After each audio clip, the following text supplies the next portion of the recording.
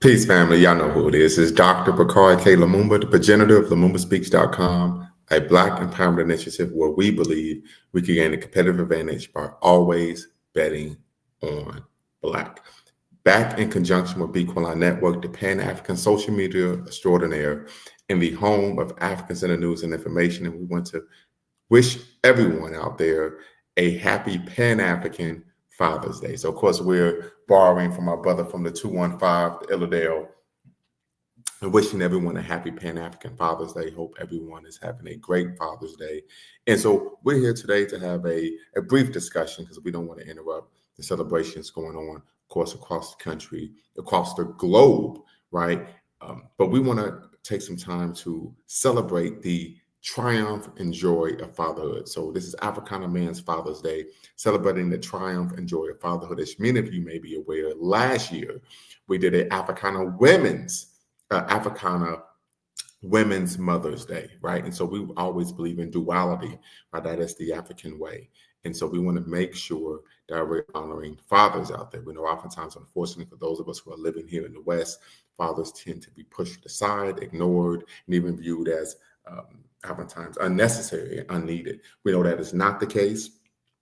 We know that is not the African way. And so we definitely want to take time to honor our brothers and sisters out there, but most importantly, our brothers, right? The fathers out there who, of course, are raising their children, loving their children, instilling the proper values, healthy values, and of course, their children, allowing them to become functional, well-adjusted members of society that contribute to society. So family, definitely want you all to make sure if you're watching, make sure you hit the subscribe button, make sure you hit the like button, hit the notification bell, thumbs up, thumbs up, thumbs up, like, share, and subscribe. You're watching, of course, LumumbaSpeaks.com, here on YouTube, a Black Empowerment Initiative where we believe we can gain a competitive advantage by always betting on Black, in conjunction, family, in conjunction with Bequalon Network, the Pan-African social media extraordinaire. And so, family, the link is in the description.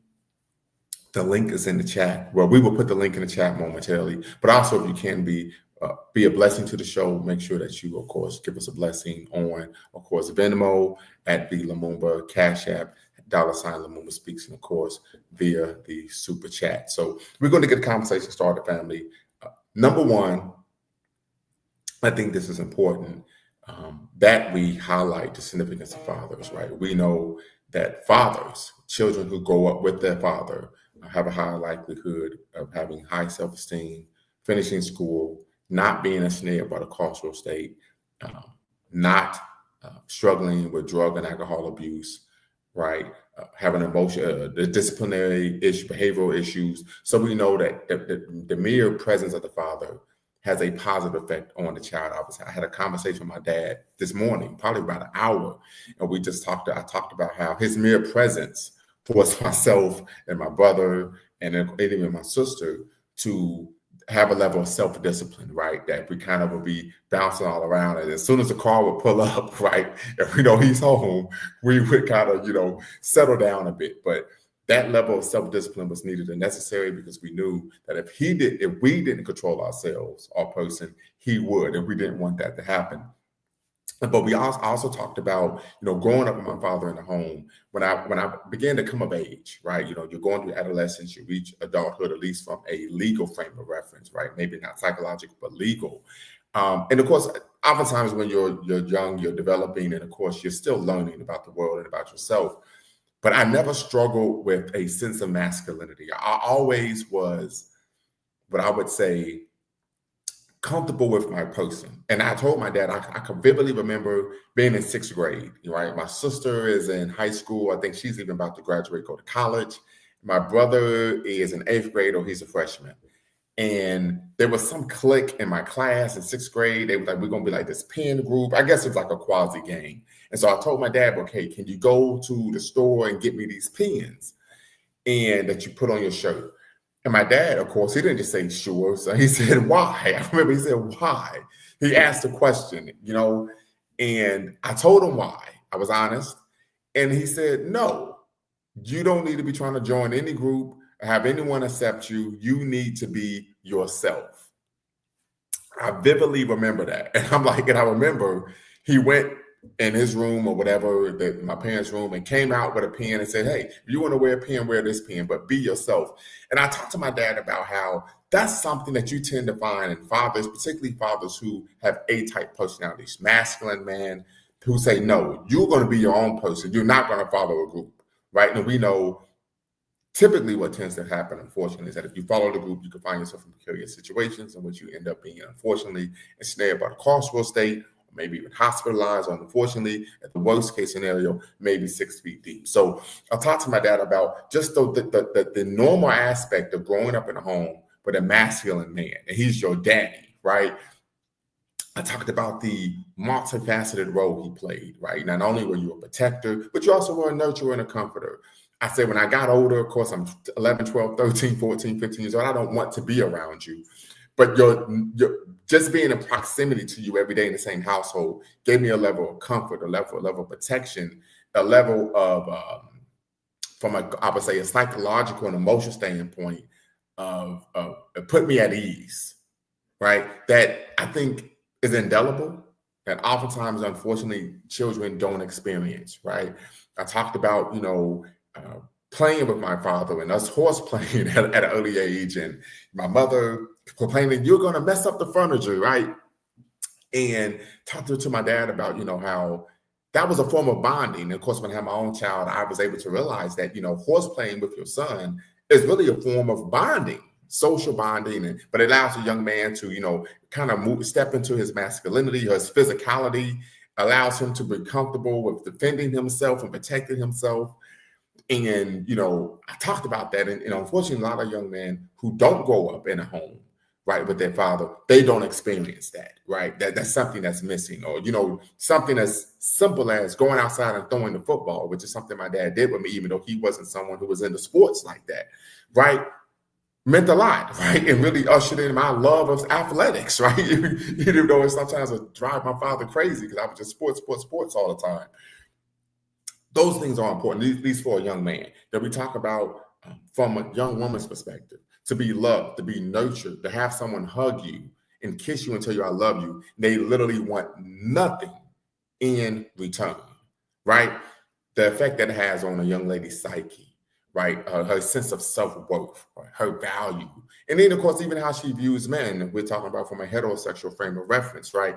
Indelible. So I told my father that, there aren't enough words in the English language, right, to really speak to the value he had in my life. And my dad said, if I did things that were wrong, I apologize. And I said, you don't have to apologize.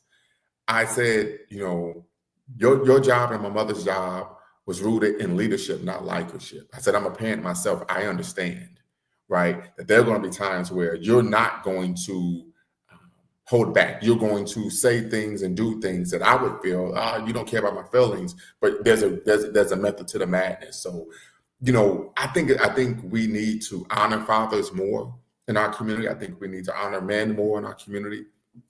Many of we, some people argue, well, of course, we kind of know this is a fact, right? That some of this is due to the influx of feminist ideology, but I think it's important, right? I think particularly for young men, right? I'm not a woman, never have been, trying to be. So I can't speak from the perspective, but from a young man, to be accepted by your father, right?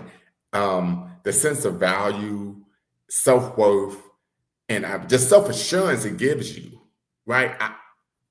Like I said, is indelible. There aren't enough words in the English language, in my opinion, to be able to speak to how important that is. Right. Particularly when you're a young man, you're kind of out on your own for the first time, and you're finding yourself in different spaces. But when you have a sense of I'm comfortable with who I am, I don't have to put on airs, right? That's important. And I think like my best friend and his family, I've known them since I was 5 years old. Same thing. I'm going through a process where, and many of you know my story. If you are watching the channel, Snapshot Reviews, I appreciate you, brother.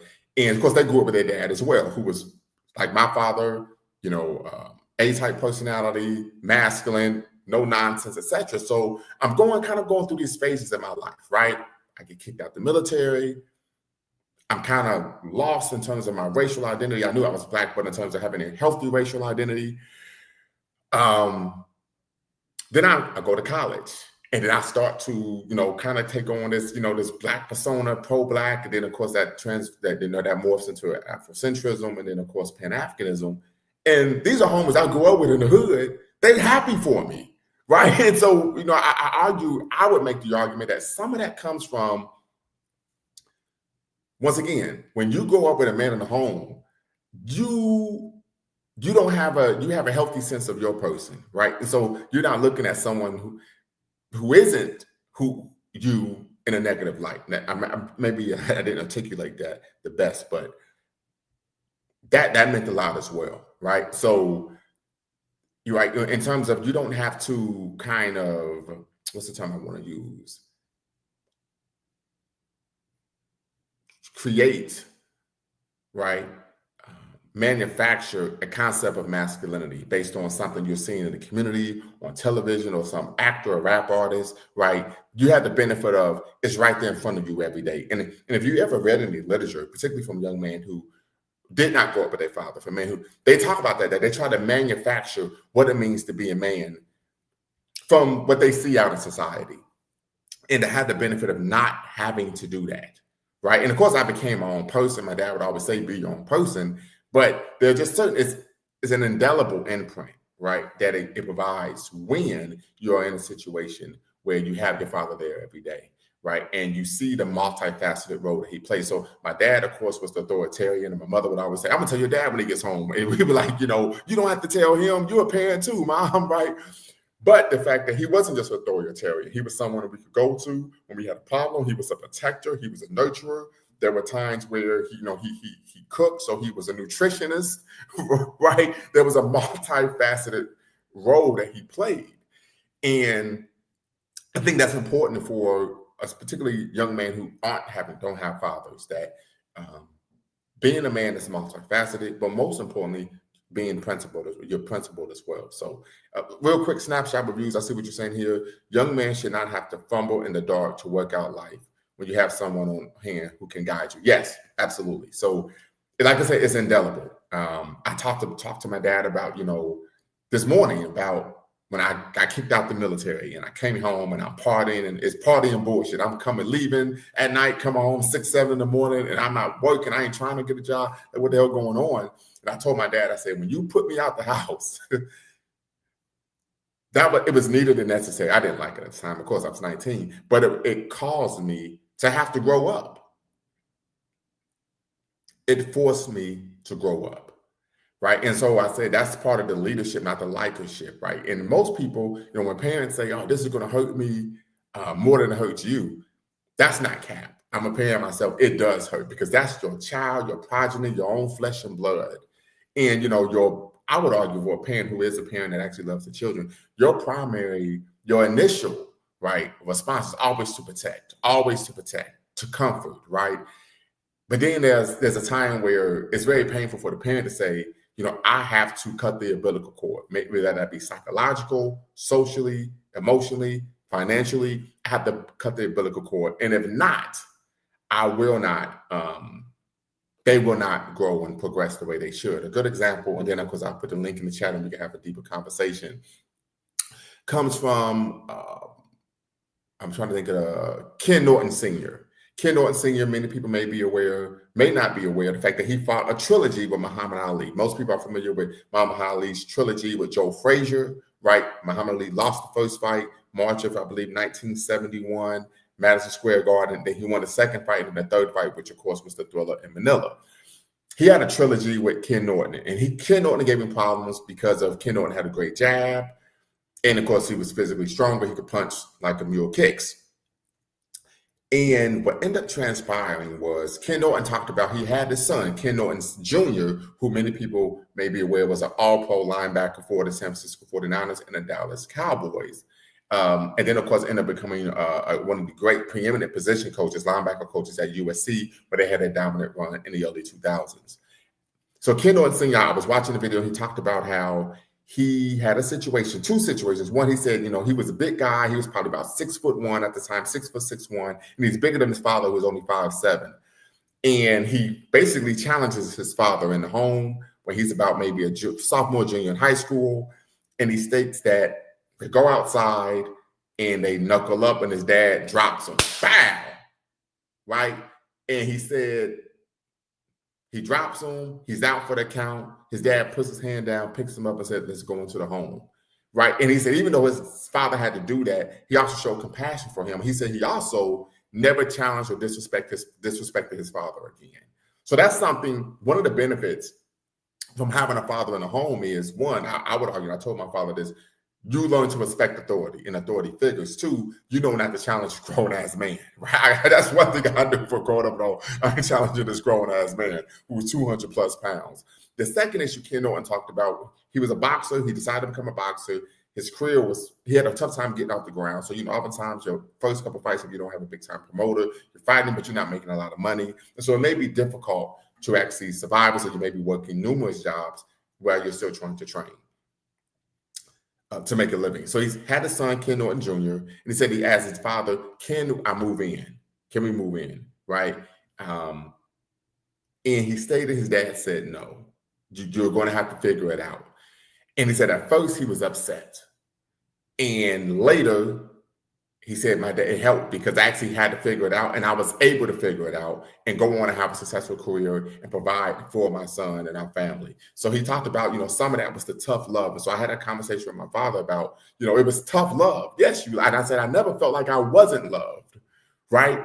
And growing up, but sometimes you have to get tough love as a child in order to progress and become a responsible, dependable, and reliable adult, and of course, contributor to, of course, society. So that's just a brief snippet, family. I don't want to monopolize the conversation, but I'm gonna put the link in the chat, and we're here to celebrate Pan-African Father's Day, Africana Men's Father's Day, and we're celebrating the triumph and joy of fatherhood. So tap in, family. Once again, if you're watching, make sure you hit the subscribe and like button.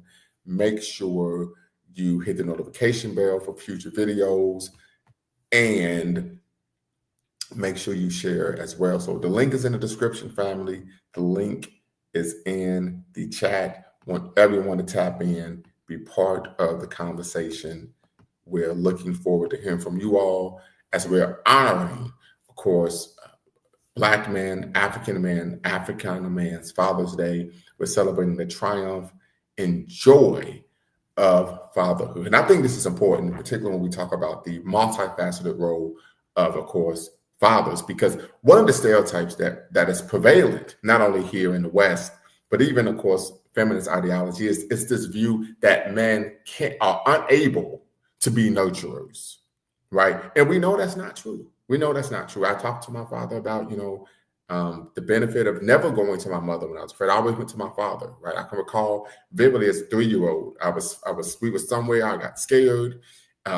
This man, it was a big man, he had a huge beard, and he was smoking a pipe. And I jumped in my father's arms and sat on his lap, right? So I vividly remember that. So this concept and idea that men aren't nurturers, that we're only disciplinarians, we can only be cantankerous individuals who, carry the big stick. And I talked about how part of, based on my upbringing, I know that being a man in the home, being the head of a household, does not mean, and Hakia Amanda Booty talks about this in his book, Black Man, Obsolete, Single, Dangerous, the African Family Transition, is that being the head of the home, household, it doesn't mean that you just walk around carrying the big stick, seeking to be some type of disciplinarian, some type of authoritarian figure, right? I think oftentimes, unfortunately, popular culture, dominant media seeks to present, of course, Black men in that light. We know this part of that comes from the film Color Purple, right? Then, which, of course, a number of course, Black male studies scholars take umbrage with. But I think these are things to consider. So once again, family, tap in. The link is in the description. The link is in the chat. But love to hear from you all. As you all know, you do not have to cam up to be part of the conversation. And you can use a pseudonym. But want to make sure we go over the ground rules here at Little Women Speaks and Be Quiet Network. Number one, diversity of thought is welcome. So it doesn't matter, irrespective if you're on the right, you're on the left, or you're right down the middle. You can tap in and be part of the conversation, and we can have a conversation. Number two, what is most important is that you attack the argument and not the person. So if you do disagree with someone And that's okay, because we don't want to operate in an echo chamber, because you don't learn when you're operating in an echo chamber. You learn by having people challenge the equal, of course, exchange of ideas. But you attack the argument, not the person. So facts over feelings. Number 3, no epithets of any kind, especially no racial epithets, but no epithets of any kind. This is a space of Black empowerment. We believe in the 3 ends of Black power, that is self-respect, self-defense, and of course, self-determination. So we want to make sure we're respecting ourselves as African people, respecting ourselves as Black people, and not using disempowering language. And then, of course, last but not least, family, you cannot make a claim that is adverse to facts. If you do, I would have to tap in and make sure that we have a correction, because this is my platform. I am a scholar, and so I am responsible for the information that's disseminated on my channel. And so we do fact check here, not because we're trying to have an aha moment, but once again, it's my platform, and I am responsible for the information that we disseminate. And most importantly, we want to make sure that the information that we're disseminating is factual and beneficial to African people globally. So with that being said, family, but a snapshot, what's the word?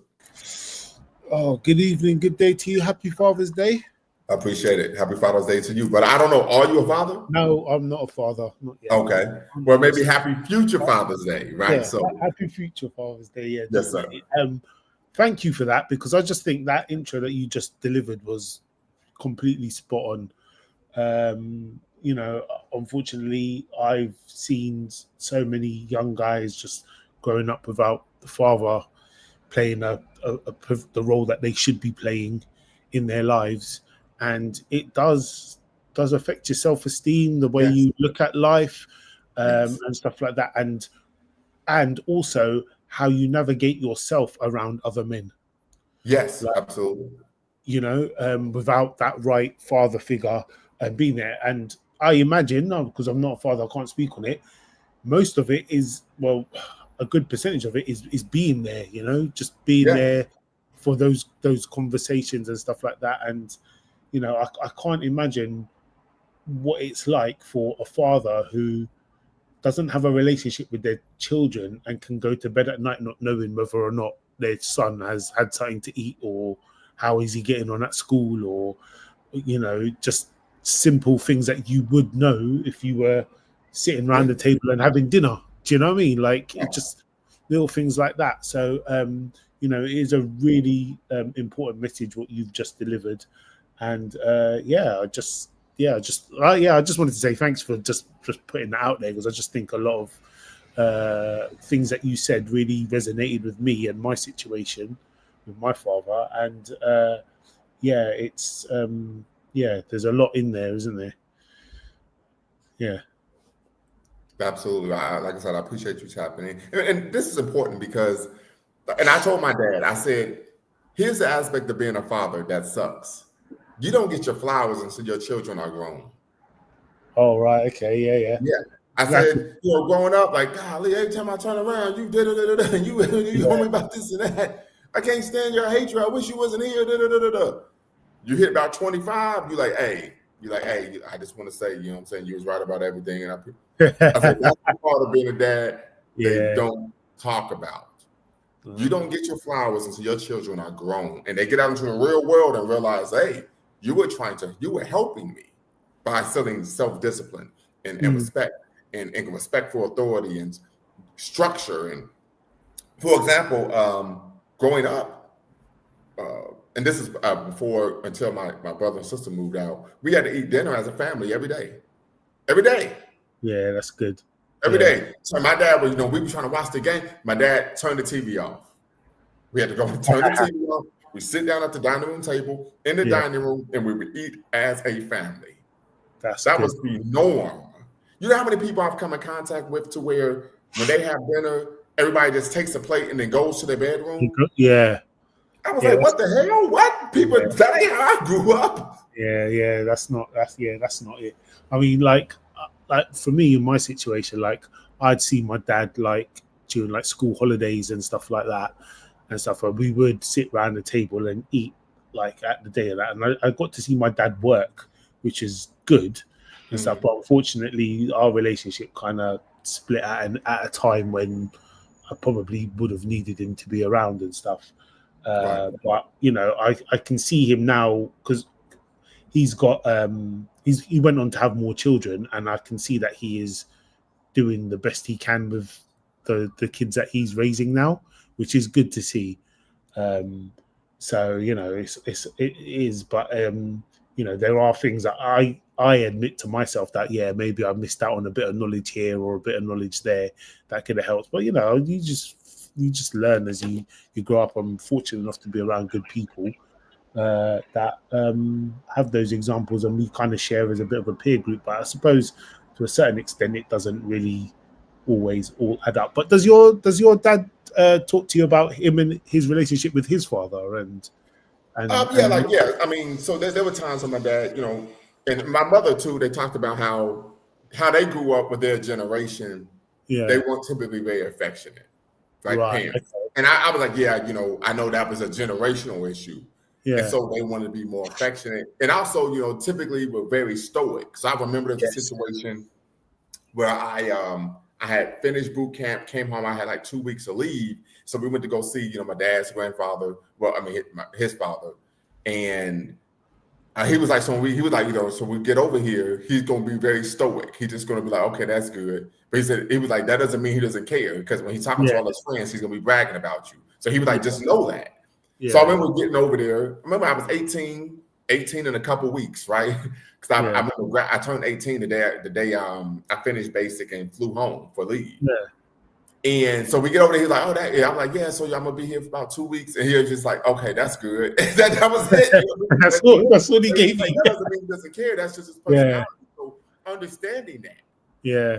Right? I think it's a common thing of men of that generation, because when my grandfather passed, after the funeral, my dad was talking like just to the family and stuff about like some of the things that he remembered about his dad and stuff, and literally the same kind of characteristics, a very stoic kind of guy. Like, he might not have said too many things, but he would brag to his friends about how his children were doing and stuff like that. So that's interesting. And one of the things that I have learned that especially over the last 10 years, that is really important with fathers as well, is when they have good relationships with their daughters. Not just sons, but with their daughters. When you date a woman who loves her dad, like is in awe of her father, her father is her hero. The relationship typically is extremely healthy. It is a different type of relationship. The level of respect that she has for men, period, is really very high. Yeah, 100%.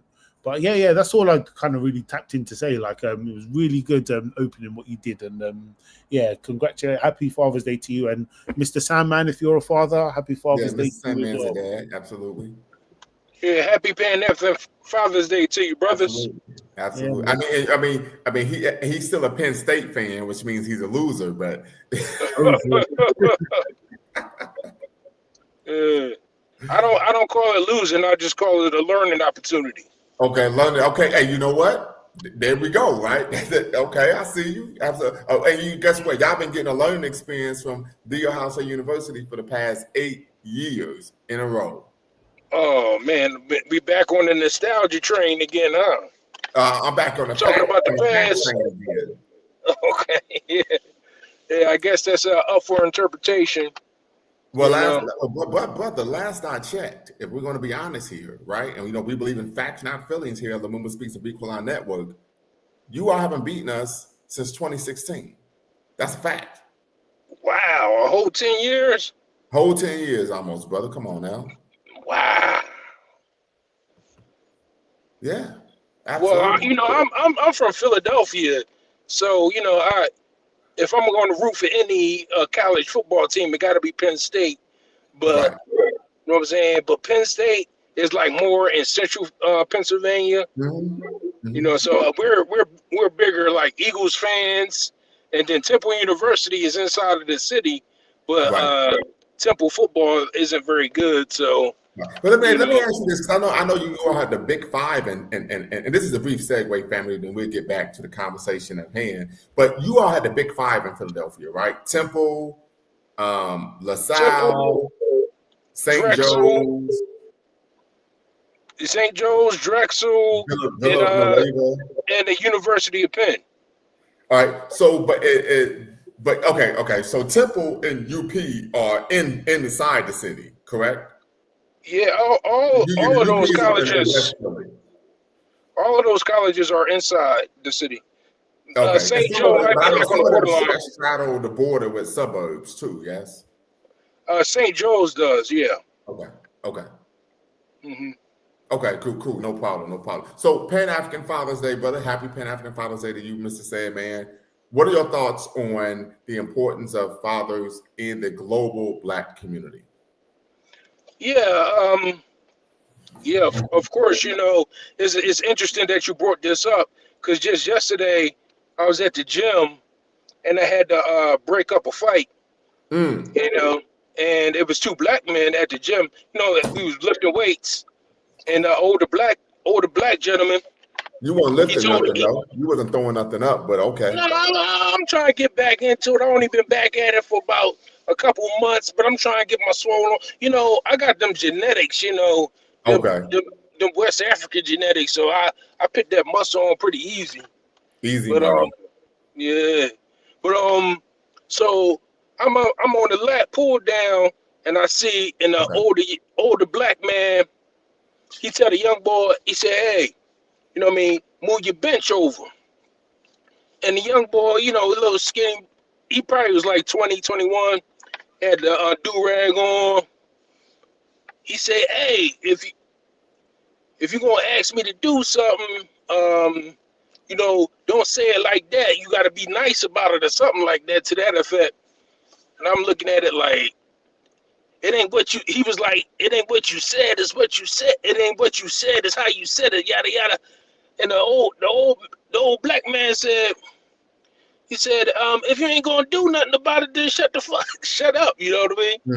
Mm. And he said, "No, I'm just saying it ain't the way you said it." And then they got into like a little tussle. They started pushing each other and all that BS. So one of the sisters in the gym that was working out with us, I mean, she wasn't working out with me in particular, but she was working out in the gym on the treadmill and whatever. She came up to me. She was like, "Hey, you need to break that up because the white dudes, they ain't gonna do nothing about it." I mean, I think they tried to, but they looked like they was kind of scared. Right. So I Right. had to walk up to them. I had to walk up in between them. I said, "Hey, I know the older generation, they can be a little aggressive and direct. You probably felt a little disrespected, such and such." He's like, "Yeah, it ain't the way, it ain't what he said, it's how he said, and I'm saying da da da." You know what I'm saying? That's messed up. I was like, "Yeah, I understand it's the older generation." Then he stepped off, and then an old man came to me. He like in his 50s. He stepped to me and said, "What's up with these young boys?" He said, "What's up with the youngins?" I was like, "Man, and you know what? I think it's a case of they not used to being around men." So all you told him was the reason why he told him to move his bench over is because he was on the flat bench with Mm. dumbbells. And his dumbbells, he had a lot of weight on them. So when he dropped them, he didn't have enough room to like drop the weight down because the kid's bench was too close. So he told him to move over some. He said, I said, these young boys, I don't think they used to, being around men. He was like, "Yeah, you right." And he just cooled off and walked away. And then, but the young boy still pacing. He out front, crying about it. He's sitting there talking to women about how he felt disrespected by the black brother, older brother. So Mm. I'm like, yeah, I'm thinking that's probably like one of them kids that grew up without a father. Yeah. Yeah. Yeah. Unfortunately, and part of that, and I kind of mentioned that to my father, that oftentimes, unfortunately, when young men grow up without a father, they are socialized to seek refuge from a woman, Right. right? And I said that's not where I'll go. Like I never went to a woman when I had a problem. I went to my dad. I went to a man, my older brother. You know what I mean? So I Yeah. said, man, that's wild. Hmm. Yeah. So and some of this is and of course Dr. C. Hassan Johnson, we all know he's the one of the preeminent scholars when it comes to Black male studies. He argues that a lot of what we're seeing now, that this social phenomena is shaped by public policy,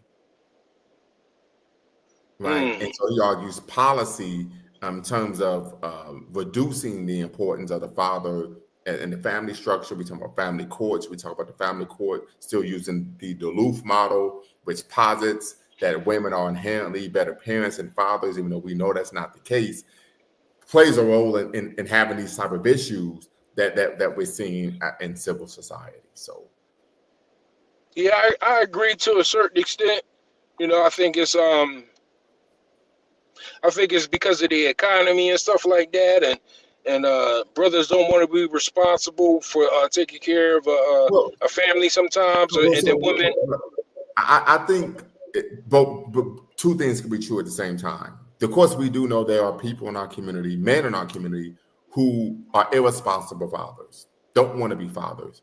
But I would make the argument, and of course, you can, of course, give me your thoughts, that more often than not, we're seeing a situation in which fathers are having difficulty having gaining access to their children due to parental alienation.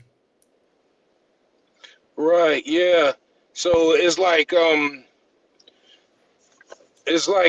whenever you deal with a woman and you have a child with the woman, you become her caregiver and the child's caregiver, so to speak. Right. And one of the things that Dr. C. Hassan Johnson is discussing in his writings and his research is that what happens is a father can be removed from the child's life at a moment's notice based on an arbitrary decision of the mother. And there's nothing legally that you can do to stop that. If the woman turns around and says, you know what, I don't want to have a family anymore, there's nothing you can do about it. Right? And if you're married, well, if know. you're married, but the thing is, even if you're married, okay, there used to be a thing called, but now there's no fault divorce. So once again, it still could be arbitrary. She could arbitrarily say, you know what, I don't want to be married anymore. Take you down to court, get full custody, which is going to happen 95% of the time, and then boom, you're reduced to at most having 4 days out of a month with your children, at the most. Right. Yeah. Well, if you're married and y'all both live in the same house, you don't have to move out the house. A lot of men make that mistake, whereas though Right. they think because the woman tells them to get out or that she wants to separate, that you have to leave the house. I mean, Correct. it's still your house. Yes. So please. if she wants to leave and be homeless or live with her mom, then that's on her, Absolutely. But if she's a good mother, she's not going to want her children, in the street, without a roof over their head. So. Or I mean, the biggest thing I always tell brothers now is don't reward bad behavior. So you stay and you keep the children. Right. Right, because the data shows children do better when they live with the father rather than the mother anyway. And if you look at many African societies, even to this day, the norm is for the children to go with the dad, not the mom. Oh, okay. I didn't know that. Yeah, absolutely. I have connections on the continent. I've asked these questions. When I was on the continent, they said, no, the norm is particularly in West Africa, we find this even in Central, even in East Africa. The norm is what? The children go with the father. So we could argue that, but that's part of our cultural personality. But of course, since we're here in the West and, due to numerous issues, we tend to have lost that memory. What Dr. Ali Missouri calls contrived amnesia. We aren't aware of these cultural practices. But I think you made a great point. And that point is you don't have to leave your home. But, I think sometimes for a lot of men, it becomes so contemptuous, right? You like, man, just for peace of mind, I'm going to get out of here.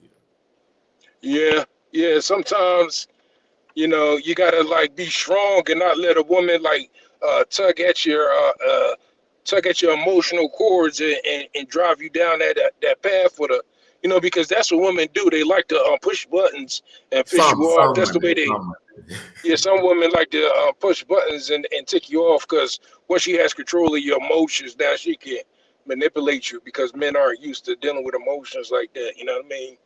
But Yes, if you just ignore her, and she knows she can't play that game no more, then she'll just shut up and leave you alone. Yeah. So let me ask you this question, because this show is titled "Celebrating the Triumph and Joy," subtitle "Celebrating the Triumph and Joy of Fatherhood." Could you speak to the triumph and joy that you've experienced as a father? Oh yeah, sure. It's interesting that you brought that up as well, is because I actually grew up in a broken home. I was raised by my father because my mother had some issues and stuff like that. And you grew up in And North Philly? yeah, I grew up in North Philadelphia with my father. My father raised me by himself. So yeah, I was raised by around a man my whole life, basically until I left the house, and I got married and started my own family and stuff like that. So and the joys that I've experienced personally, um, with my father and being a father is that just learning, learning from other men, what it is to be a man. You know what I'm saying?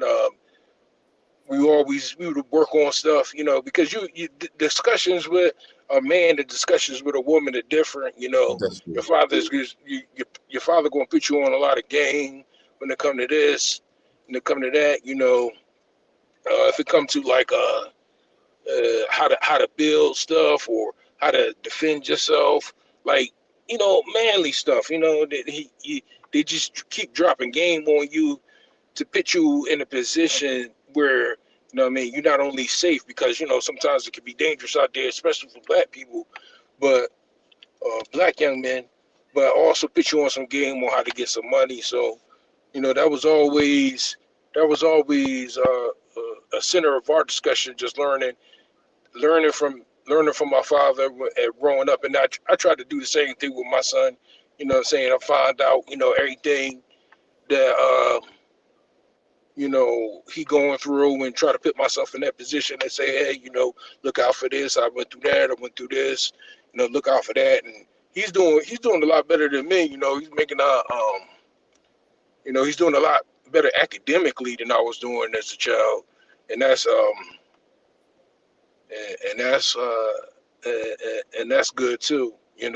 So yeah, it's a pleasure just raising them up, and then you just hope that when they becomes a grown man, that he becomes a better person than you, so that Right. he can start his own family and do great things. But I think I put him in because he's in high school now. Oh, He's gonna snap. be Okay. graduating.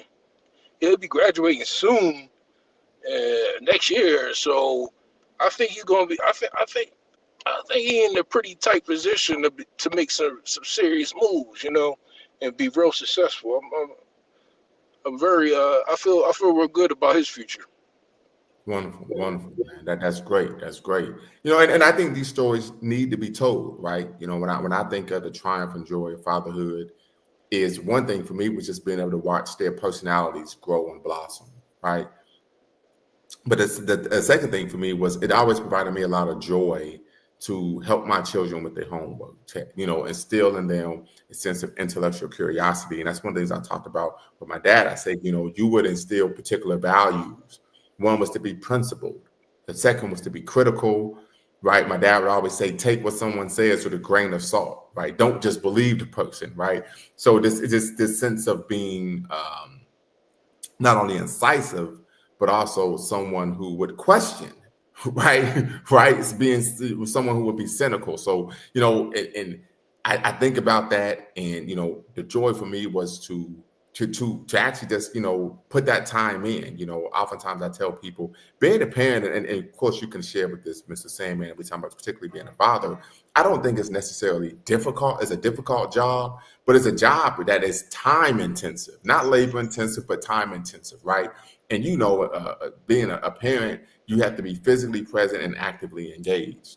And so for me, that brought me a lot of joy, right? I developed a love of cooking because I like to cook for my children, right? It became a bit therapeutic for me, and something that for me was a labor of love, right? I didn't want my children eating processed food or even fast food, right? And so to feed my children hearty, healthy meals meant a lot to me. So yeah, I think that when you love your children, but one, how you treat your children is a reflection of how you feel about yourself. But when you actually love your children, you know, being a parent, engaging in the actual grunt work of being a parent brings you joy, right? And when I say that, that means helping them with the homework, caring for them when they're sick, right? Disciplining them, correcting them when they do wrong, right? Sitting down and having those important conversations with them, being there for them when it's needed and necessary, right? I remember telling my son at a very early age that, hey, I'm your dad, I made you, and at any time you want to have a conversation, I have to make myself available because I made you. That's a requirement, right? I can recall even telling my son and my daughter that, the only requirement in this relationship is that I love you. You don't have to love me, but you have to respect me, right? So just being there, right, and making them aware of the fact that at any time, I will be available, and that is a requirement. I think for someone like me, that brings a lot of joy. Yeah, I can understand that, and I can recall like when my son was younger, and he needed some help with his homework. Normally, if he needed some help with his homework, his mother normally hops on that. Like she likes that type of stuff. She's really good at writing and literature and stuff like that. She's good at that type of stuff. But like I'm better at like mathematics. So if he ever needed some help with his math homework, I'll hop in there. And luckily for us, he's a pretty bright kid. He's really smart. So I didn't have to help work with him too much. He got it pretty quickly. And then it gets to the point where they start getting like, I guess because it's been a long time since I've been to school. They start, at a certain age, they start getting like more advanced than you when it comes to like certain topics, education wise. So, Right. I know you're in the academic field, so you have to stay up on that type of stuff. But but it's very specific, the field I'm in. But I know what you're talking about because I remember, my mother would typically help me with the math. So then I got to high school, and my mom was like, "I'm about to call your sister." She's like, "We gotta call your sister." I don't know what the fuck is this, pig Latin? You know what I'm saying? So we gotta call your sister because this ain't hitting like it. I remember this when I was in school. But I vividly remember, because I was in algebra. And then I think the next year was geometry and everything like that. It was like, you got to call your sister. Because my sister was an engineering major, a biomedical engineering major. So she was able to help me on the math tip. Yeah, and then my son's mother, she likes to push him into advanced classes, but we always ask him, if you take this advanced classes, it's going to be more time intensive and it's going to be harder work. And he'll say, okay, I'll take it, just because, I guess because of the pressure of his parents asking him to do it, he said, all right, I'll do it. And then that's when, you be like, all right, yeah, you're at that point where, and then you go look over his homework, you be like, what the heck is this? Is this calculus? Right. Like, oh, damn, I better go to Chat GPT and ask for the answer to this one. Yeah. And one of the things we talk about when putting the time in, I recall, when my children were very young, teaching them how to read. And as you know, when the children are very young, it's time intensive. They might take 5-7 minutes to read one page, right? But you have to be patient. And I had a conversation with a brother who's a Pan-African as well. We actually grew up next door to each other. Shout out to Brother David. And we talked about it. It's like, you have to be patient. But when they finally, remember the word or master the word, and you jump up and you celebrate like they just won, the NBA championship, it does wonders for their self-esteem. Wonders for their self-esteem. So I vividly recall this was the year in between kindergarten and first grade. So the summer in between kindergarten and first grade for my son. And I had him almost every day. And so every morning we would wake up, and I remember I wasn't working that summer because I actually had got a grant to do some research on African-American repatriation to the continent during the Black Power era. So I was paid rather handsomely, a sizable amount of money to do research on that topic. So I was able to, basically be there every day and then, schedule my day around whatever I needed to do. And so I remember vividly that my son was like, yeah, you was making me read every day, because every Friday we would go to the library, pick up a new set of books. And he was like, I remember, like, I used to try to wake up before you to go outside and play before you did. And I would get him like, no, back inside. We're gonna do some reading first. But as a result, he was able to, at an early age, master the ability to read. He became intellectually curious, and of course, he had an expanded vocabulary that in which he was using words in the proper context that most 6, 7, 8-year-olds don't use. So I remember vividly his 8th birthday. We went to, of course, an amusement park. So I'm like, listen, son, this is a rite of passage. This has been, a tradition in our family for generations. We're going to go, and you finally taught off to ride these roller coasters and da-da-da-da-da-da. So we get up there, and he's like, listen, I don't know if I want to do this. So I'm like, what's the problem? Of course, his little sister, my daughter's there as well. And he's like, listen, I have anxiety. Like, right? But the fact that he could use the word in the proper context as an 8-year-old, right? So, like I said, it's a joy. It is a joy. And so that's why, of course, we titled today's show, Celebrating the Triumph and Joy of Fatherhood, because it really is a labor of love, and I think a labor of joy as well. So I still have just vivid memories of my childhood and growing up. And I talked to my dad about, I remember when I got my first bike. So of course, everyone has like a tricycle or a big wheel, right? And then I remember my brother and I, we both got red, black and white BMX bikes, right? 20-inch wheels, right? And so of course my brother was older, so he already knew how to ride a bike. But I didn't, so I had to actually learn how to ride. But I remember watching my father purchasing the bikes and then taking them out the box and putting them together in the living room, right, in front of us. And I said, I don't know why, but that meant so much to me. You know what I mean? I can't even explain it. It just meant everything to me. I had this bike, which I thought was super cool, and my dad is putting it together in front of me. And so I just said, those type of things, right, that seem inconsequential mean so much to a young man. Right. Yeah.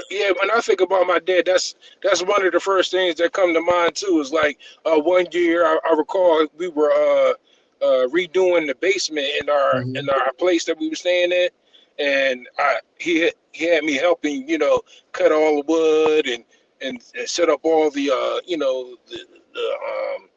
the panels, the wood panels for all the walls to cover up the concrete, and then we turned one part of the basement into like a gym.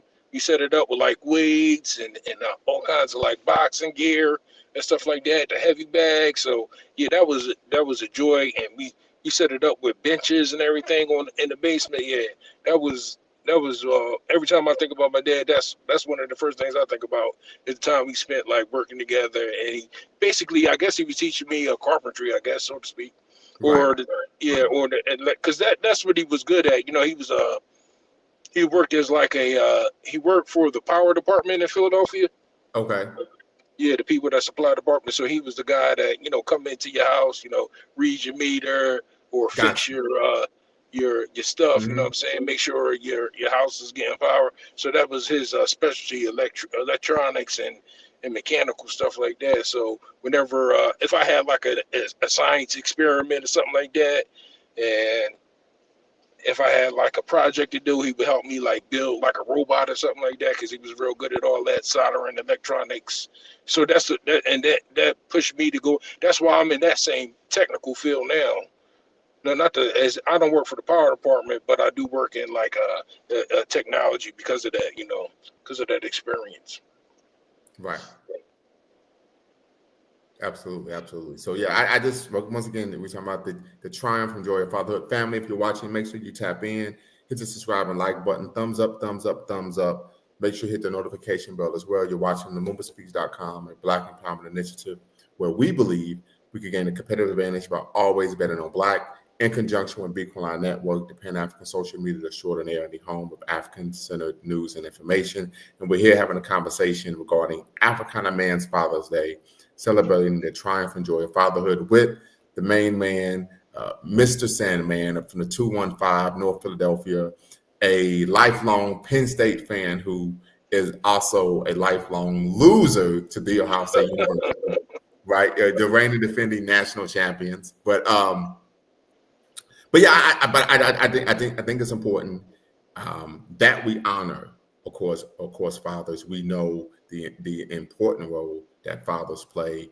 I'm surprised I didn't get anyone on here talking about I'm the mama and the daddy and all of that. But But the other thing is, we talk about the importance of biological fathers, right? The level of connection you can have with someone who is actually, your flesh and blood.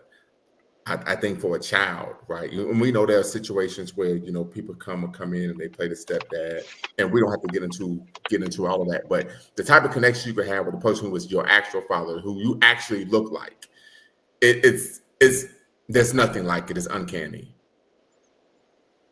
Yeah, I can imagine. I mean, I've never been subject to having to be raised by a stepfather or anything like that, but I've had Right.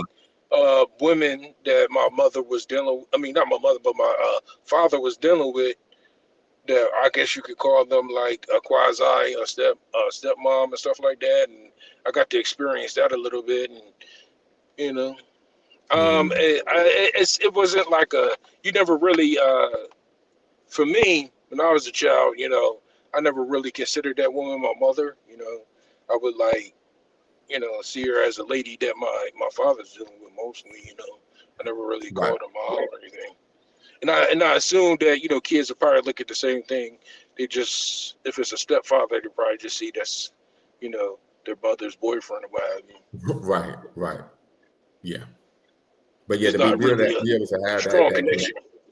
Yeah, to be able to have, and I mean, and my son even talked about this, and I think about when I was a kid that even when your dad is hard on you, when he snatches you up, you like, well, you don't really take umbrage with it because he's your actual dad, right? So it ain't like you like, well, Yeah. don't touch me, you ain't my father. You like, no, it's different.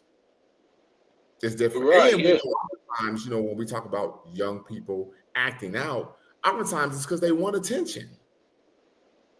Mm.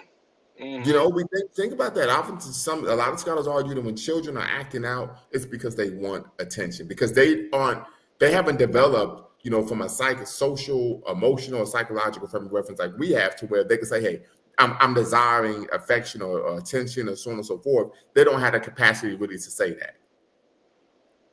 Mm. Yeah. Right. So we talk about, of course, even emotional maturity, right? One of the things my father would do is he would require us to articulate how we felt. It was required. Like, you ain't leaving this room until you do. Like, damn. Like, you know what I'm saying? Mm. Literally. Mm-hmm. So, and why is that important? Because when you get into a relationship, and this is a conversation I have with my daughter, I said, if you are unable to articulate how you feel in a healthy manner, you will always have a dysfunctional relationship. Because then the issue won't be in terms of how you feel. The issue will be about regarding how you're speaking to a person. Yeah. Yeah. I mean, that's key.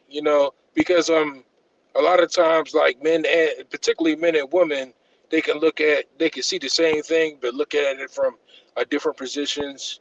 Different Mm-hmm. points of view. So it could be the same thing. A man, I think men might be more doers, and females might be more emotionally driven. So we can Mm. look at the same subject, and the woman might be motivated by the emotional point of view, and the male might be more motivated about the actual contextual point of it. Right. Whereas though how it could be utilized to either be improved or get rid of it. We don't Mm-hmm. necessarily have an emotional bond with a lot of things. So yeah, whenever you're dealing with a relationship, and you're dealing with a relationship with a significant other, it's important that you be able to communicate the way that you feel, or that there's some type of understanding. You be able to speak each other's languages, so that y'all can get to where you're trying to get to. And I learned this a long time ago. It ain't gonna be perfect. It don't matter who you with. It could be like the significant other you're with could be um, like your destiny, or the person that you're supposed to be, you're destined to be with, or what have you, whatever they call that. And Mm-hmm. you're still gonna have issues.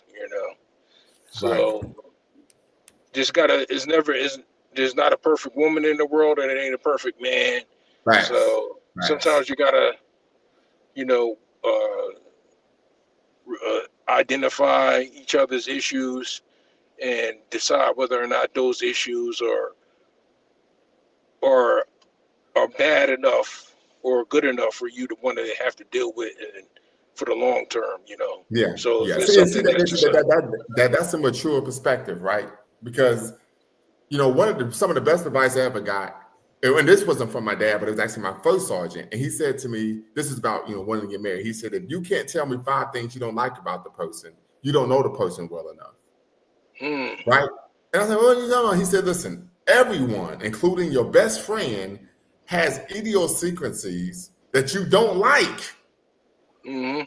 And you have to have a objective perspective to say, hey, I know I have feelings for this person, but like you said, are these issues that I am willing to deal with for a lifetime? Right, yeah. Because when you have a child with somebody, that's a lifetime contract right there. Yeah, yeah, For the yeah, most part, you know what I yeah, mean? absolutely. So yeah, I think you're spot on. And I mean, of course, my platform, my channel, we make sure that we are always honoring, brothers in the struggle, fathers, men, etc. But I think we need to restore that in terms of the community as well, right? We have to because what's happening is we having a lot of our young people are going out into society and they're basically entering a boxing match in which they have one hand tied behind their back. Yeah. Yeah. Right. And the benefit I had, and I tell my parents all the time how appreciative I am regarding how intentional they were. Right. My parents have been married 48 years. That every single day as a child, as a minor, before I left my parents' home and joined the military, every single day, except for there was a time my dad went away for like a business trip for a week. I grew up, I woke up and I saw my mother and my father every single day, right? When I came home, there was the man, my father there, my mother. So I got both. I got the masculine and the feminine, right? So as I was growing up, I didn't have emotional issues. I wasn't too soft. I wasn't too hard. I was well adjusted. Yeah, that's important. Yeah. Well adjusted. And here's the other issue. Anytime my mother said something to me, my dad backed her up. Anytime my father said something to me, my mother backed him up. I was never able to play them against each other. In fact, I tried once. I was 4 years old. We were going, it was a Sunday morning, we were headed to church. And I had on a cardigan sweater that had a basketball on the side. So I went to my dad and said, hey, can I wear this to church? He said, no. So I went, okay, and went to my mom, who was another part of the house. Hey, can I wear this to church? She was like, yeah. So my dad come out the room, and I'm sitting on the couch in the living room with the sweater on. And he's like, I thought I told you. I said, you couldn't wear that. I said, she said I could. So he was like, me, you in the bedroom now. Yeah, yeah. Right. So growing up with that, and like I told my parents, I said, there aren't enough words in the English language to express my gratitude for having that type of experience. Now, the unfortunate aspect, as I told my parents, I thought that was normal. I didn't know that they would get out into the world and there were actual women who would try to undermine the father, even when the father's doing the right thing. I said, because of how I grew up, I didn't know that was the case. But with that being said, I appreciate it because I was well adjusted. I was emotionally balanced as a result of my upbringing, of every day having my mother, having my father. My father's a dominant man, right? A-type personality. And we would have family meetings. But every time we had a family meeting, my dad would say, your mother and I talked about this. He wouldn't just say, so this is what I think, right? Your mother and I discussed this, right? He didn't make this, and this is what we think. So I remember I don't think I told you this before, but the same man that I was short my entire life until I was a junior in high school. So I was in my freshman year in high school, I was 4'9", right? My sophomore year, I was 5 foot tall. Literally, my freshman year, I show up to high school. My brother's a junior, I'm a freshman. My brother is 6'2", I'm 4'9". And we walk into the school, and one of the teachers said to me, excuse me, young man, what school did you go to? And I said, I go here. Like, I still had a high voice. I even went through puberty. Yeah, I'm like, I go here. And they're like, no, yeah, he's a freshman. Da, da, da, da. I looked like I was in 4th grade. Look, I was the size of a 4th grader. This is not how. I have pictures of myself at 16 years old, standing next to my mother, who is 5'1", and we are the exact same height. So I remember my dad was. So I remember going back to school shopping, and we're still shopping in the kids section. Like, wow. And so I remember my parents was like, yeah, one time we was talking like, man, we might have to tell him that he's never going to get tall, because my sister had height on her. My brother was 6'2". So they would always tell me, don't worry, you're going to get tall one day. Da, da, da. I'm like, well, when is it going to fucking happen? I'm 16. I remember it was like, they was like, and I remember they took me to like pediatricians. I had a special diet. I was on iron pills, everything, right? And it's like, man, we don't know what the hell, they was like, we might have to tell them, like, it ain't gonna happen, because, and I later I found that I was a preemie. I was 6 weeks premature, and my sister was like, hey, like, he's really small. Is he going to get bigger? Is he going to put on weight? Because I was not only under height, I was underweight as well. Yeah. Like I said, my freshman year when I started high school, I was 4'9" and 79 pounds. Okay, yeah. So I was under, and I remember being a sophomore in high school, and I remember, my parents had a scale in the house. I didn't even weigh 100 pounds. I vividly remember that. So they were like, man, is he going to actually, da-da-da-da-da-da? Then finally it happened, and then, but just what I'm saying, like, and I told my fans, I said, man, I grew up in a household where I felt loved. Yes, there was discipline, there was structure, we was held accountable, we got our butts whooped, but I said, I still felt loved in the home. Right. And so, like I said, in terms of my emotional well-being, man, it's you can't put a price on that. Yeah. You can't do it. Yeah. That's real. That's real stuff right there. Yeah. So yeah, we once again, family, you want to tap in, we're having a conversation. We're celebrating Africana Men's Father's Day, also known as Pan-African Father's Day. And we're celebrating the triumph and joy of fatherhood.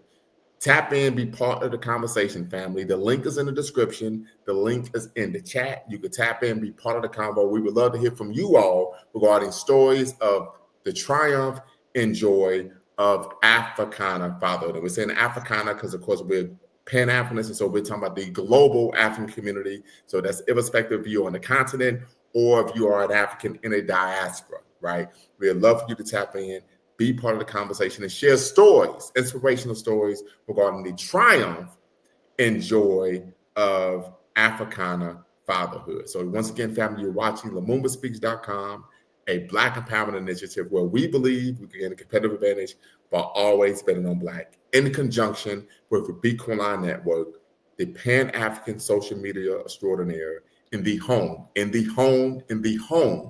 of African-centered news and information. Yes, sir. Yeah. So, go right ahead. I'm sorry. Oh yeah, I was just going to say that a lot of racists. You ever heard that? You ever heard about that one book called The Bell Curve? Yeah. I have heard about it.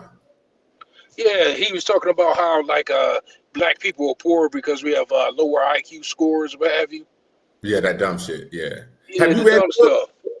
And I was like, and then I did some research on what's the cause of an individual to have a so-called lower IQ score, and and a lot of people would say, well, it's just genetic. It's just something that you're born with. If it comes from your lineage or whatever.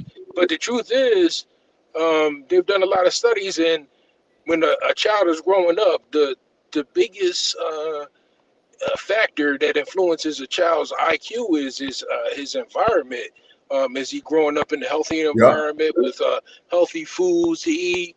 Is he getting toured at the by his parents and or by a good school system? Is he in a nonviolent environment? All of those stuff, all of those things, it raises a child's IQ several points. They've done this one study where it was two identical kids. One was raised in a bad situation, and the other kid was raised in a good situation. And the kid that was raised in a good situation, they both did an IQ test, and his IQ was 30 points higher than the other one. When if they're identical twins, they should have similar, genetic makeups, even mentally, or rather with their brain power, so to speak. So Yeah. that's a huge part of the success of black families or black children. Is you need the support of the father to help give that child everything that he needs or she needs to grow up as healthy and as put together, as you say, with in a strong environment that will give Absolutely. them a good, strong future. So Yeah. if a mother's, Absolutely. if a child is getting raised in a uh, single mother house, and there's not enough food or healthy food, or the kid got to eat a lot of processed food, whereas though he's not getting healthy foods to help and healthy nutrition for his body and his brain to grow properly, and if you're not, getting the right type of uh, if he's not getting the right type of attention to his academics and stuff like that to help improve his brain strength or his mental acuity, all of that plays a huge role. So it's important that if we want to be competitive in this in the modern world, that it's important that fathers help support the family so that the child has the best chance to grow up and have a bright future. Absolutely. Absolutely. And then one of the other benefit is that, when there are two parents in the home, the child has a small amount of time in which they're unsupervised. Right. Right. So if one parent is preparing dinner, the other parent is helping the child with their homework. Right. And so now, because oftentimes what we tend to find happening, oftentimes is children would take on, we could say, unhealthy behavioral characteristics or unhealthy behavioral practices, and they aren't epigenetic. They're just based on socialization. So if the mother is stressed out because she has to help the child with their homework and then cook dinner and so on and so forth, the child would then begin to internalize that stress and then engage in the same behavior, even though they haven't Right. had a traumatic or stressful experience, right? So it really goes far beyond the individual. But as you know, and you're married, Mr. Sandman, it takes having someone who is thinking outside of themselves, right? Someone who is not selfish, or as Dr. T. Hassan Johnson likes to use the term, solipsistic, in order for this to work. If you're with someone who you're seeking to couple with someone who's solipsistic, it'll be very difficult, in my opinion, to raise a well-balanced, functional child. Yeah.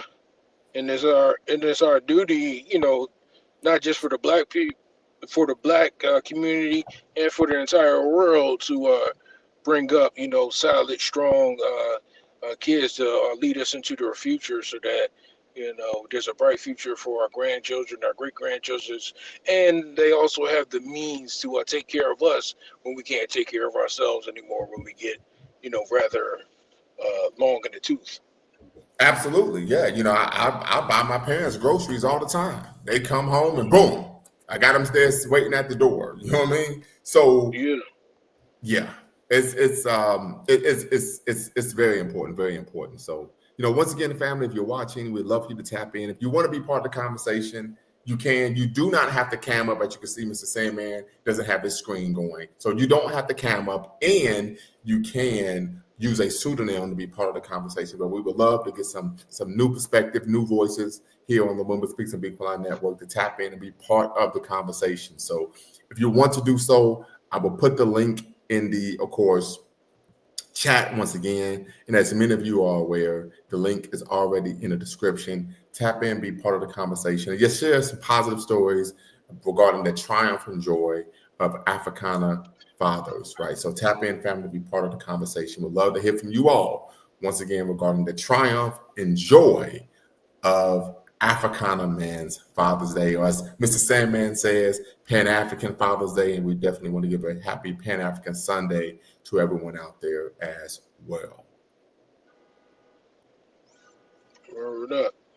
Absolutely. And so, and I also want to say, one of the things I would argue, one of the benefits of having a father is, once again, we talk about this concept of being able to be well adjusted, right? Being able to have a healthy sense of who you are, but also I would argue even being vulnerable with other brothers, right? So I was having a conversation with my uncle, and he was asking me, was I still working out? I said, it's Body by Lumumba every day of the week. You know what I'm saying?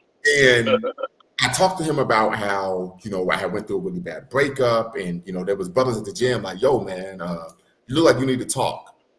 We don't need to lift today, man. Let's just go have a conversation. And my uncle was like, dang, like brothers like act like that at the gym. I said, yeah, like literally, because when you're secure in who you are, you don't have to go around with bluster and bravado. Mm-hmm. Right. And so like, hey man, look, you need to talk, bro. What's going on? Like, okay, yeah, this is what you're dealing with. Well, and what happens is, and you know this, you work out. Oftentimes the gym becomes a community. There's a community there. Right, yeah. Right, there's a community where you're encouraging people. Yeah, you will get your gains. I mean, I remember when I was in Columbus, and there was a young brother who, of course, he was in high school and he was in the gym and he was running track. And then, he graduates, he goes to college, he comes back and he starts trying to lift. And he's always clowning whatever little homie, and then he was like, man, I could bench 225, a couple reps. Like, oh, that's cute, right? But the thing was, but when he had some serious issues, he would come to us, hey, can I talk to y'all about something? I'm dealing with this woman and she's kind of violent. How should I handle this? So it becomes a community and a resource for brothers, not only in terms of working out, but also in terms of healthy socialization. We could talk about oftentimes I've been in the gym where brothers are like, man, I need a job. And you're like, hey, well, they hiring here? Like, it really becomes a resource. We talk about the barbershop, right? And we do a lot of stuff about the barbershop, but let's talk about the gym, right? You know what I mean? The gym can be a resource. Yeah. Yeah. And the gym is the perfect place to, like, not just talk to people in the brotherhood or what have you, but it's a good place to clear your mind. If you have like a lot of stuff on your mind, go there and work out, get the blood flowing. And it'll release some endorphins into your body, and then it just becomes like a ritual or a something that you do all the time, just to get your body going. So Absolutely. it's important. It's important for men to work out, especially men. Women too, but especially men. It's important for us to get in the gym and stay physically fit, because that's the way our bodies are designed. Bodies aren't designed to be sedentary and not really active physically. We have to stay moving, especially the men, or our bodies will fall apart.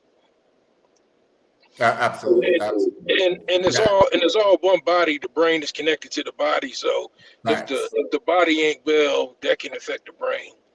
Right. This is very true. Very true. Very true. So, like I said, I just think it's a positive. It's a space where like I said, you're dealing with men who are who are able to be vulnerable. And here's one of the greatest things about being at the gym is then you tend to have not only typically, okay, you go to a barbershop, you go to the gym, people are having sports debates, but also in these spaces you have philosophical debates as well. So it's a space where you're not only getting your body right, typically you're being challenged intellectually and you're getting your mind right as well.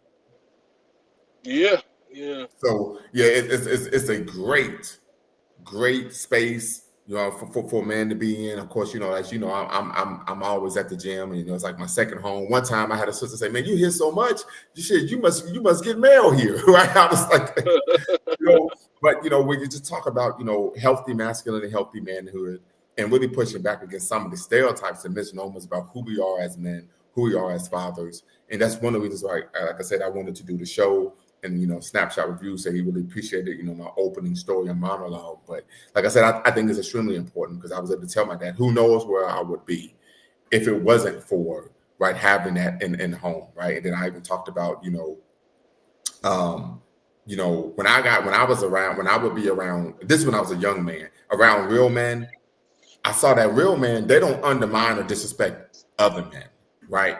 So, and I was giving an example with Steve Harvey did the show when he was talking about, you know, a guy was talking about, I'm looking at dating a woman who has children, but, you know, the kids don't like me. And, you know, I'm trying to be a father to them. And Steve Harvey said, I kind of dealt with that with my wife and her son was like, you know, you ain't my father. And Steve Harvey was like, well, where his punk ass at?